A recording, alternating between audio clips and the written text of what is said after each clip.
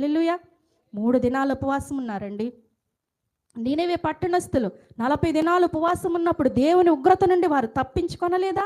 శాసనాలను మారుస్తాడండి ఆయన. హల్లెలూయా. ఆయన కనికర సంపన్నుడు. దేవునికి స్తోత్రం.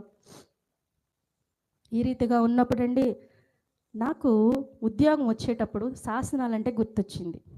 నాకు మాట్లాడటం అంటే చాలా కొంచెం భయంగా ఉండేది. ఇప్పుడు ఇలా మాట్లాడుతున్నానంటే అది దేవుని యొక్క కృప అండి. నేను ఉద్యోగం చేస్తూ ఉంటే అసలు నేను అసెంబ్లీ జరుగుతుంది కదా, మార్నింగ్ పావుగంట జరుగుతుంది. పావుగంట కూడా నేను నిలబడలేను ఇప్పటికీ కూడా.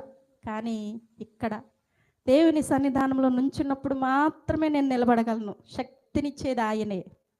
నేను మరలా ఇది దిగానంటే మరలా నేను మామూలు అయిపోతాను. చాలా బలహీనంగా ఉంటాను. కానీ బలహీనతలో బలం ఇచ్చేవాడు ఆయనేనండి. దేవునికి స్తోత్రం.